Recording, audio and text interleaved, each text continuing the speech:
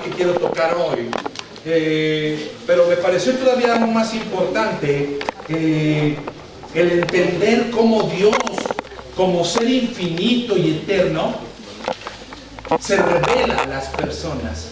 Dios existe por sí mismo y Él es la causa de todo lo que existe. Él es causa de todo lo creado. Y Dios se viene a la vida de la gente y se revela como un ser personal. Y entonces no solamente se revela como un ser personal, sino que Él le da vida al ser humano. Él crea a Adán y a Eva. Cuando entendemos que crea a Adán y a Eva, cuando los forma del polvo de la tierra, hay una palabra en el hebreo, una palabra muy importante que es eser kenegdo. Y esa palabra eser kenegdo significa que cuando Dios hace primero al hombre y forma a la mujer, la hace eser kenegdo, la hace de la misma especie, con la misma sustancia. Eso significa que la mujer no es menos. Eso significa que la mujer tiene igual de valía, igual de supremacía que el hombre.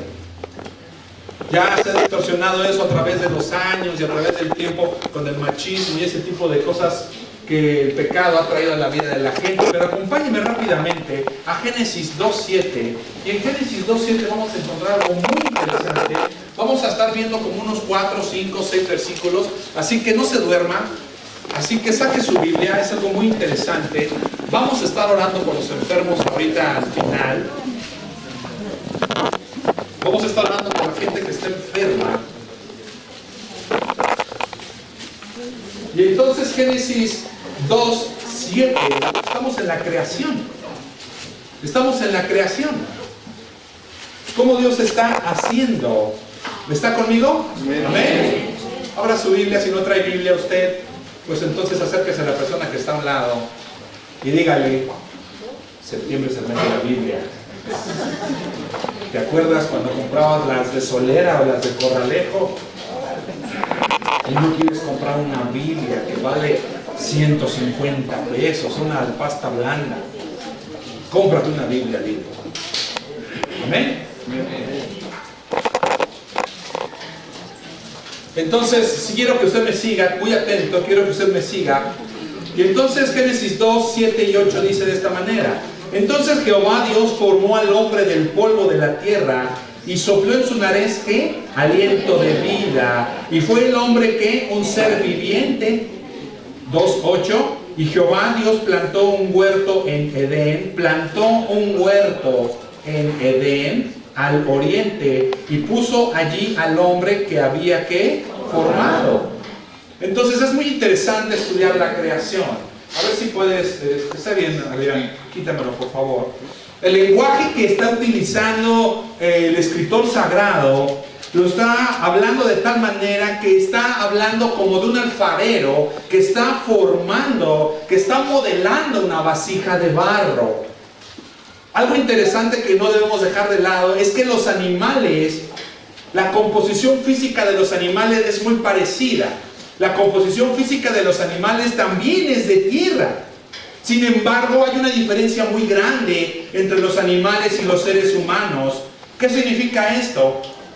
Que Dios otorga o concede el don de la vida a través de soplar, de insuflar en su nariz. En el momento que Dios sopla sobre la imagen, sobre la estatua de barro, sobre el hombre hecho barro, en ese momento el hombre concibe el alma, concibe el espíritu y es vivo, obtiene la vida. Entonces eso nos lleva a entender que lo que Dios está haciendo es algo familiar, es algo muy íntimo. Y obviamente esto se convierte en un problema muy significativo, porque para quien trata de reconciliar el relato bíblico con la evolución y está afirmando que procedemos de los monos o que nacimos del agua como un ajolote, están equivocados. Aunque hay cristianos de cuna cristiana que tienen Biblia en mano que aseguran que venimos del mono. Por eso les digo que traigan siempre una Biblia y que lean la Biblia, porque no descendemos de los animales. Entonces la obra de Dios al crear vida humana está incluyendo algo que el soplo de vida sobre la raza humana. el soplo de vida sobre el hombre. Entonces el hombre está siendo hecho conforme al plan divino. Y asimismo el hombre es formado como de la tierra. Así que cuando Dios sopla aliento de vida sobre la nariz, cambia la forma del hombre, lo convierte en ¿qué? En un ser viviente, en un alma que tiene vida. Entonces, cuando sopla y es alma y es ser viviente, lo que sucede es que el hombre se convierte en un ser espiritual, con la capacidad de servir a Dios y de tener comunión con Él. ¿Por qué? Porque Dios es espíritu. Fíjese qué interesante.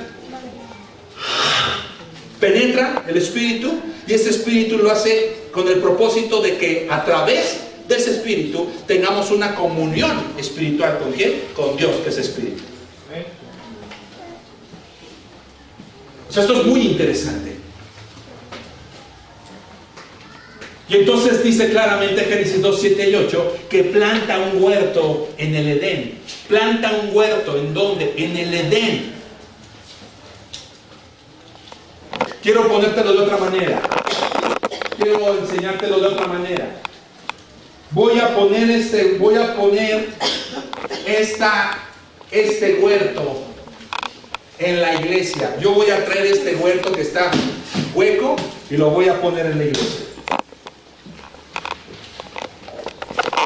Planta algo, planta la esencia. Dios viene y elabora, incrusta el lugar donde el ser humano va a poder estar. El ser humano va a tener comunión con Él ahí.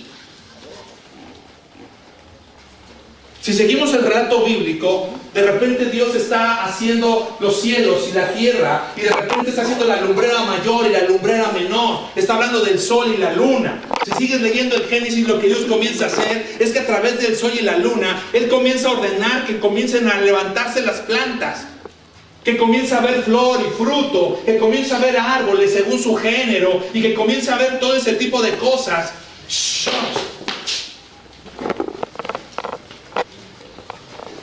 ¿Para qué está haciendo Dios eso? Porque Dios va a comenzar a crear los animales, y los animales tienen la necesidad de comer plantas, así que Él está proveyendo, Él está poniendo un ambiente donde los animales van a poder desarrollarse. Después comienza a hacer el mar y comienza a hacer toda la situación de los grandes abismos, y comienza a separar lo del mar, los cielos, y comienza a hacer una separación. ¿Con qué propósito? Porque va a comenzar a crear a los grandes monstruos marinos, a los peces, a las ballenas. O sea, lo que está haciendo Dios, está creando el ambiente donde va a venir la creación. Entonces, cuando Dios comienza a hacer el Edén, está preparando el Edén, que es un lugar donde va a haber una presencia, es un lugar donde su gloria va a descansar. ¿Con qué propósito? Con el propósito de venir y poner al hombre en el Edén. Así que Dios estaba preparando todo. Así que Dios no es alguien improvisado. Así que Dios no es alguien que tiene un segundo plan, o la famosa voluntad permisiva que muchas iglesias o muchos pastores hablan. Hay una sola voluntad, y es la voluntad perfecta de Dios.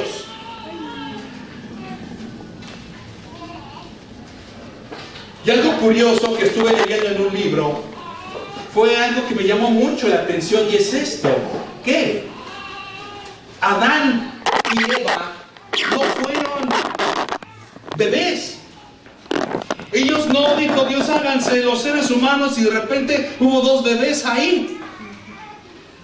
Sino que Dios hizo gente madura, gente que estaba completa. Dios los hizo en una edad perfecta. Y esto me sorprendió, porque no dijo que han nacido, sino que Dios los hizo así. Que Dios lo hizo a los seres humanos, a Adán y Eva, como en su forma final. ¿Por qué tenían que estar los humanos en su forma final? Porque ellos iban a estar delante de la presencia de Dios, y delante de la presencia de Dios todo estaba en su forma final. Y algo muy interesante: ellos no conocían el dolor, ellos no conocían la enfermedad, ellos no conocían la miseria, ellos no conocían tampoco la pobreza. Estaban en un desarrollo perfecto. en un ambiente perfecto.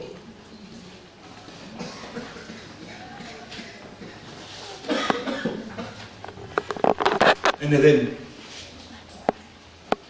Ahí estaban ellos. Y tenían comunión con Dios. Y hablaban con Él. Y no había necesidad de nada. Ni carencias, ni dolor. Pero sucedió. Ellos desobedecieron. Déjese de ideas de que fue el pecado original. Y nos lo maneja la iglesia tradicional como que ellos tuvieron relaciones sexuales. Eso no es cierto. Bíblicamente el pecado que ellos cometieron fue desobedecer. Fue la mujer y tomó del árbol, tomó del fruto, influenciada por la serpiente. Por eso los teólogos, los eruditos más excelentes que tiene el mundo bíblico, la mayoría son machistas. ¿Por qué son machistas? Porque ellos le atribuyen a la mujer el que el diablo haya entrado. Muchos teólogos dicen que la mujer es la obra del diablo. Y entonces de ahí ha surgido una desacreditación de la obra de la mujer entre cristianos y entre inconversos, por la problemática de ciertos problemas con el sexo femenino. Pero sigamos estudiando esto, sigamos viéndolo. Después de que sucede esto, pasa algo. ¿Qué? Dios comienza a maldecir. Dios da una maldición. ¿Sobre quién? Sobre la tierra. Por eso en Apocalipsis la tierra tiene que volver a ser hecha nueva. Y comienza a decirle a la mujer: vas a parir con dolor. Y no solamente parirás con dolor, sino que tu voluntad estará sujeta a la de tu esposo. Y entonces tenemos un montón de mujeres que dicen: lo que él quiera, es que no puedo dejarlo, es esto y aquello, es lo que Dios dijo que iba a pasar. Y al hombre fue y le dijo: y tú vas a trabajar con el dolor de tu frente, y la tierra te va a dar espinas y cardos. Y la única manera de traer dinero será yendo a trabajar todos los días. Y con el sudor vas a ganar tu comida. ¿Quién inventó el trabajo? Dios. Aunque hay algunos que dicen que el trabajo es sagrado,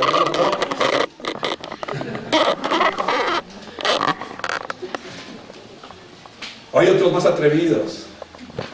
Ya no voy a decir nada. Entonces entra el pecado, y con el pecado que entra a la raza humana, entra la muerte. Con el pecado entra la muerte. Por eso nosotros somos personas que un día vamos a probar la muerte. ¿Por qué? Por la desobediencia que Adán tuvo. Por la desobediencia que nuestros primeros padres, Eva, tuvieron. Por eso vamos a probar la muerte. Por eso vamos a morir. Vamos, Romanos 3:23. Camine conmigo a Romanos 3:23. Romanos 3:23.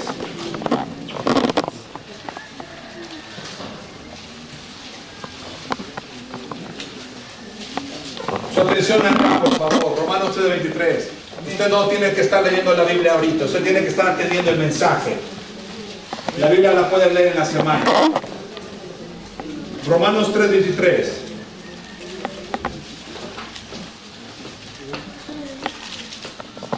Romanos 3:23, que es uno de los libros más hermosos que la Biblia tiene. Toda es hermosa, pero este es muy bueno, este libro. Romanos 3:23 nos acomoda a todos en una posición, y cuando habla a todos es a todos en una posición, y dice de esta manera. Romanos 3:23 dice así: por cuanto todos pecaron, están ¿qué? Destituidos de la gloria de Dios. Fíjese algo interesante. Desde que Adán pecó, fue destituido ¿de dónde? De la gloria de Dios. Él fue destituido de estar en la gloria, en la presencia misma del Señor. Así que lo que había era gloria. Por eso no tenía necesidad de nada. Por eso no había enfermedad. Por eso no había dolor. Porque estaba la gloria de Dios en ese lugar. Y cuando hablamos de la gloria, es la esencia misma de Dios. Es Dios mismo cara a cara. Es Dios mismo platicando, proveyendo, dando, supliendo.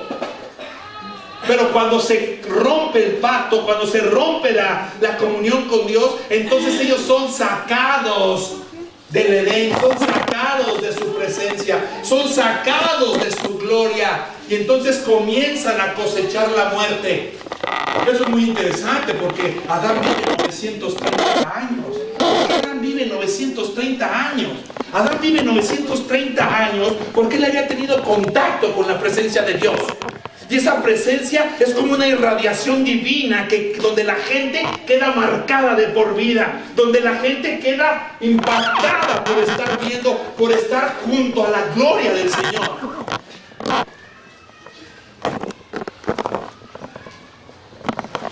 Y entonces tú puedes ver a la familia de Adán y Eva, cómo comienzan, cómo ellos tienen edades desde 790, 696, y entonces hasta estos días, los más rudos, pues llegan a los 90, ¿no? 80.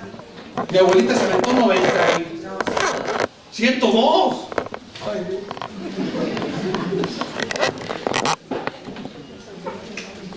hay unos que no llegan a los 19 por insensatos. ¿Me va siguiendo? Entonces dice así Romanos 3:23: por cuanto todos pecaron, están que destituidos ¿de dónde? De la gloria de Dios. O sea, todos los seres humanos hemos pecado, por lo tanto carecemos, por lo tanto que no alcanzamos que la gloria. Por eso necesitamos a Jesús, María. Por eso lo necesitamos, porque un día vas a morir, un día vamos a morir. Y es ¿por qué? Por causa de la ley del pecado. Y ese día tenemos que estar seguros de que tenemos la salvación en Cristo para poder acercarnos.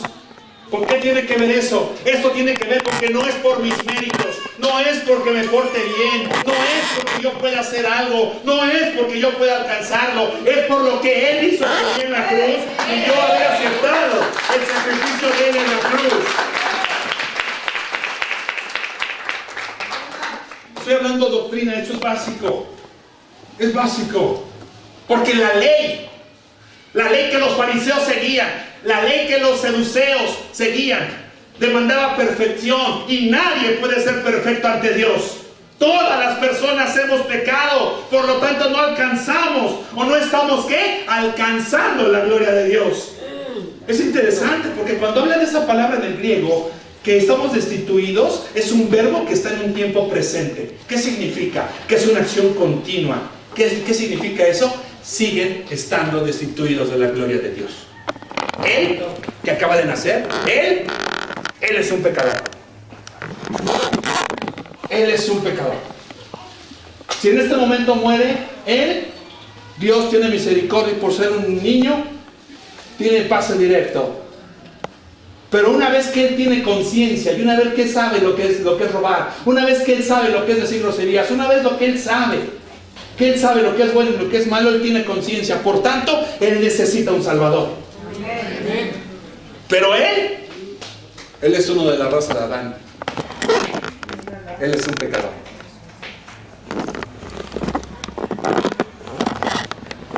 Él es un pecador. Espero que la mamá no me lo tome mal. Es un ejemplo. ¿Qué significa esto? Que el hecho de ser pecador impide, por mi propio esfuerzo, por silencio, poder alcanzar ¿qué? La gloria de Dios. Entonces cuando el hombre transgrede el mandamiento de Dios, pierde la bendición, pierde la aprobación que descansaba sobre él. Y por tanto también pierde una cosa, que el libre acceso a Dios.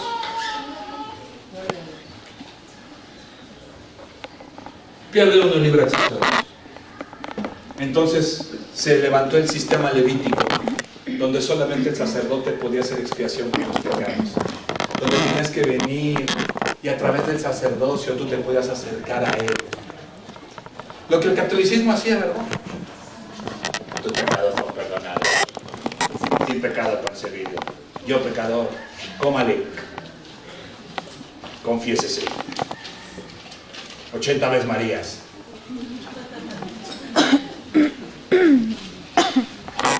Acompáñame rápidamente al Salmo 42.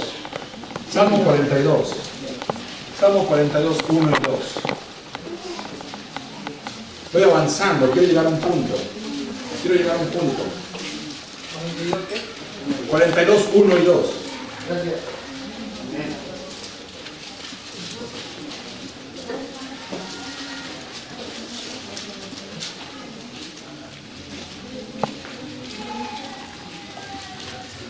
¿Está conmigo? ¿Sí?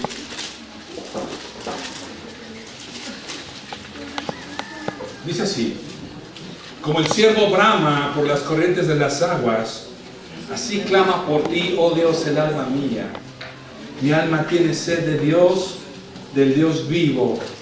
¿Cuándo vendré y me presentaré delante de Dios? Y una vez que tienes a Jesús, me gusta mucho el salmista, porque el salmista compara el deseo del siervo. El siervo está bramando, el siervo está haciendo un sonido en las montañas, el siervo está gritando, está diciendo pero ese sonido es porque el siervo tiene la necesidad de beber agua. El siervo, Coré, que es el que hizo el Salmo 42, está sentado. Él está expatriado, él viene huyendo. Él era un judío que le encantaba estar en el templo, era Coré. Y ese Coré se siente de repente en las piedras y voltea a ver esa imagen y está viendo al siervo y él comienza a decir: mi alma tiene la misma sed que ese siervo, mi alma tiene sed de ti, yo quiero tener comunión contigo, yo quiero estar en tu santo templo para poder honrarte, para poder darte la alabanza. Y comenzaba Coré con esas lágrimas en su cara. Los enemigos comenzaban a insultarlo, porque él solamente recordaba las fiestas, las procesiones de las fiestas judías. Y hay algo muy interesante en este punto, que es el punto 2 que quiero tocar. Una vez que la gente llega a Cristo, una vez que las personas llegamos al Evangelio, y una vez que las personas comenzamos a venir a regocijarnos en la presencia de Dios, sucede algo que parece que es inevitable. Y lo inevitable tiene que ver con cuando la presencia de Dios, la gloria de Dios comienza a alejarse de nuestras vidas. Entonces comenzamos a caer en un letargo, comenzamos a caer en una cierta indiferencia. Y es lastimoso ver cómo creyentes, iglesias hoy sobreviven sin la gloria de Dios. Tú puedes pasar y dice casa de Dios, sí, pero entras y está todo menos Dios. Ves a personas que ni siquiera son convertidas, nunca ves a personas nuevas, no hay sanidades, no hay milagros, no hay ni siquiera un arrepentimiento genuino en el pueblo. Porque las personas se han enfriado, han dejado de anhelar el estar viendo la necesidad de saciar mi sed solamente en mí. Y esto pasa porque los seres humanos hemos encontrado otras vías de alimentación, subproductos que vienen a satisfacer nuestras necesidades. Yo te lo he explicado anteriormente, nadie puede vivir comiendo papas o palomitas, pero hay cristianos que pueden sobrevivir áridos, sin la presencia de Dios, con un poco de alimento que pueden encontrar en cualquier lugar. Hay gente que puede suplir su hambre comprando. Hay gente que puede suplir su hambre solamente leyendo un poco ciertos libros. Hay gente que cree que puede ser suplida su hambre espiritual teniendo relaciones con otras personas, sin darse cuenta que lo que está buscando y lo que su alma está necesitando es saciar esa sed en su interior, una sed que solamente Dios puede venir a saciar. Y hay iglesias que se la pasan viviendo de esa manera. ¿Cómo? Sin la manifestación de la gloria del Señor. Es lastimoso. Nadie, no hay salvación. Iglesias donde no se producen cambios, donde la gente se ve obligada a tener una apariencia, una doble moral, para querer aparentar que sí hay un cambio. Pero cuando te confrontas con ellos o cuando peleas con ellos, te das cuenta que son el mismo diablo, que no son personas nacidas de nuevo. Claro que es verdad. Y es que hay una terrible verdad en lo que estoy hablando. ¿Qué? Se pierde la pasión por Dios. No entendemos para qué hemos llegado a la iglesia. No comprendemos qué difícil es llegar a la iglesia. Qué problema es ir el domingo a la iglesia. Es que va a jugar el América. Pues que el América te dé de comer. Pues que el América entonces ore por tus problemas. Pues que el América entonces... Y entonces la gente se decepciona bien fácil de Dios, pero la gente no se decepciona de sus ídolos. La gente no se decepciona del mundo que a cada momento nos está decepcionando. La gente no se decepciona de las personas. La gente y las personas a cada momento nos decepcionan. La gente no se decepciona del amor. Pero sí se decepcionan de Dios, porque tenemos el concepto bien católico de que Dios está para servirnos, de que Dios está para darme lo que yo necesito, de que Dios está, yo lo puedo agarrar de las barbas o de las guedejas, Él está para darme lo que yo quiero y lo que yo creo que Él me tiene que dar. Eso no es lo peor de todo. Lo peor es que a veces nosotros estamos obedeciendo a Dios para no tener la disciplina, y entonces no estamos siendo honestos. ¿Por qué? Porque hemos dejado de amar. A veces algunos hemos dejado de amar a Dios. Nos hemos dado cuenta que amamos más nuestros caminos, nos hemos dado cuenta que amamos más otras cosas que verdaderamente tener esa pasión por Dios. ¿Y sabe qué? Preferimos vivir lejos de su gloria. Preferimos vivir lejos de su gloria. Su gloria tiene que ver con que yo lo ame, con que yo esté obedeciendo los mandamientos, no porque Él vaya a decir, no porque Él es Dios, sino porque Él es mi Padre. Tengo una relación íntima con Él. Él sopló su espíritu dentro de mí. Yo soy creación suya, soy su hijo. Él es mi Padre. Yo me amo. Y Dios espera nuestra relación íntima. Dios espera que nos relacionemos íntimamente con Él. Ahora una pregunta que tengo que hacer es esta. ¿Has perdido tu amor? Te lo voy a decir de otra manera. ¿Jesús es lo primero en tu vida? La pregunta que tengo que hacerte es la otra. Si Jesús no está siendo lo primordial en tu vida, entonces, ¿de qué te estás alimentando? ¿De lo que te estás alimentando crees que no te va a producir una anemia espiritual?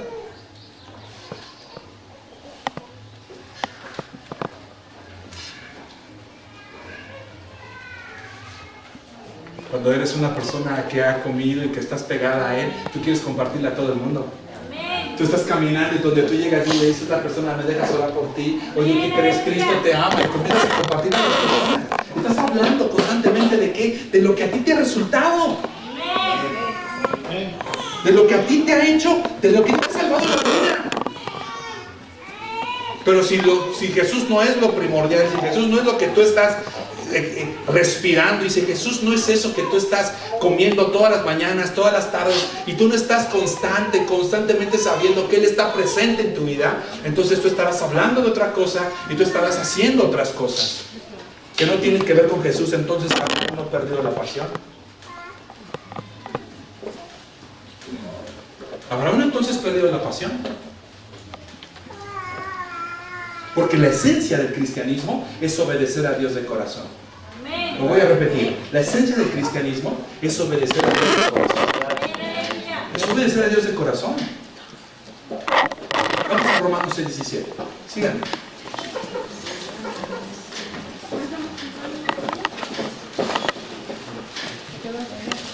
Romanos 6:17 y Romanos 6:18. Les dije que íbamos a ver como 5 o 6 versículos. Quiero llegar a un punto. ¿Y qué crees? El punto está hasta el último punto de la predicación. Así que vamos a llegar a ese punto. Quiero que usted entienda todo lo que estoy hablando. Acompáñenme.